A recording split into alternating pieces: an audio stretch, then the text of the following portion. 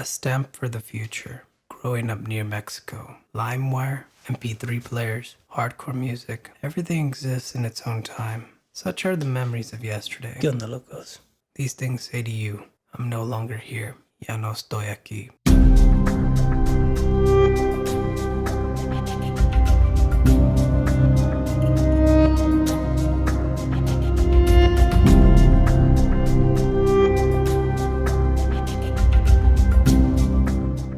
Today I wanted to talk about a few things, from poverty to the collective consciousness.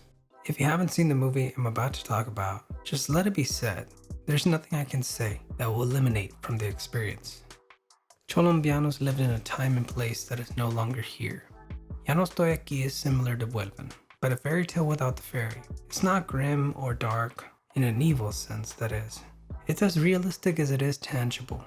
The story really took place around those same neighborhoods. 2011 fue lo que pasó aquí, incluso aquí también se llevaron a un primo mío y otros 4 amigos más. Los llevaron y pasó lo mismo, la misma escena así como en la película. The story follows Ulises, who is a 17-year-old Colombiano who lives in the barrio of Monterrey in 2011. Ulises has a group called the Tercos, which could translate over to the stubborn ones, and are technically under the supervision of the Pelones, aka the bald ones. We have the story in parallel divisions, with one portion occurring in present day, while another are his memories in the past.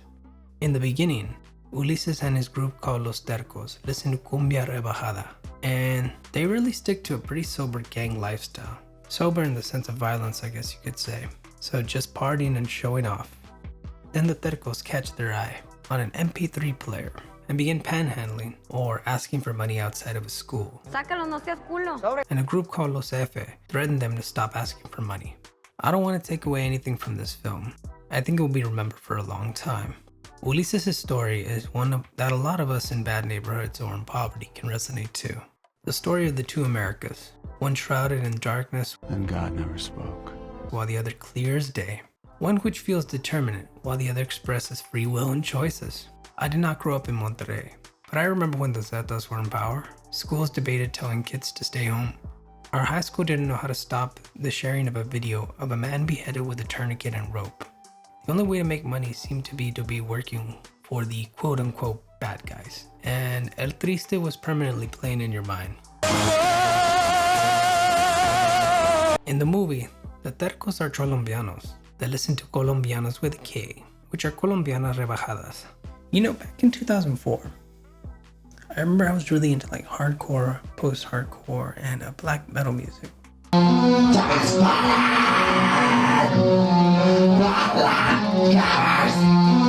I used to play my music on Windows Media Player, and then I would go to the enhancements and slow that shit down to 80 to 90%. I love the feeling of extending this song, and then of course putting on those awesome visualizations. And those skins that used to be pretty popular. I think that made me feel like a real badass, and also kind of rich, you know. I always consider mathematics the great equalizer. Math is the great equalizer. So when they are purchasing the MP3 player, I remember that. Once Ulises wants the MP3 player, things start moving very fast. From a gang member of Los F threatening Los Tercos to stop panhandling, or they will regret it. And then a member of Los F getting arrested and the Tercos stealing their hand radio. The Tercos get themselves in trouble by messing with it and getting caught. Los F shoot out Los Pelones, so Ulises is then accused of being a traitor, which makes him and his family run away to America. In America, he meets Lynn, the grandniece of a Chinese man. Wait, are you speaking Spanish? On whose rooftop Ulises works. We also see Ulises get in fights because of his countercultural nature. ¿Qué, güey, sordo qué? And his refusal to step down. Terco and exact. Then Ulises gets caught by the police and deported back to Mexico. And throughout the film, we see these Tercos being transformed into criminals. So when Ulises gets back to his hometown, it's not the same place he knew. The movie flows to the end, and Ulises dances one last time, this time alone, to which the movie ends when the battery ends. The battery of his movement couldn't last forever. We couldn't all move in the same direction. Drugs and gangs really changed the landscape to all friendships, especially since they are so prevalent in poor societies. I've lost friends to both of those. I only wish this movie didn't feel so close. Even Alfonso Cuarón and Guillermo del Toro started a discussion about it. That's placed both on YouTube and Netflix. Briefly, in a time and a space that are no more.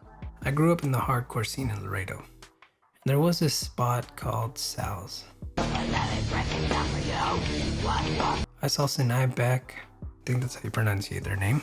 Comeback Kid, knows Ranveer canceled on us though. And after the skinheads and hardcore kids did the Wall of Death, Sinai Beck said they were never coming back to Laredo. And they never did. I only wished for Atreyu or Aiden to visit. But come on, the place is a mile away from Mexico. Laredo in poverty was dark, spending my childhood in Section 8, homeless, and a crumbling house. I never could imagine a future, so I lived in a permanent present state until I graduated high school. Let it be said that this movie is about a singular counterculture. And I know this is all very particular and exact, but I feel like there's something collective in that singularity. Something very, very humane, like about the human condition. Like a consciousness in the ground that cries out. The resounding sound of the letter C. You weren't allowed to say their names. You weren't allowed to leave the house during certain times. You couldn't go to certain restaurants. There were impromptu curfews. Videos of beheadings were being passed around. And in all honesty, it felt like dreams were for the dead. I kept my dreams alive through music, and I feel like Lisa does in this movie as well. This movie brings something out that gives solace. And I know in the end we're all dancing alone. But maybe these days of rebirth are what AFI meant when they wrote The Days of the Phoenix.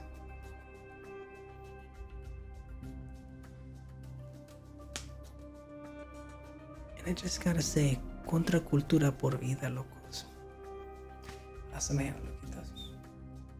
And they're dancing, and for that moment they're alive. That is the essence of making a film in Mexico.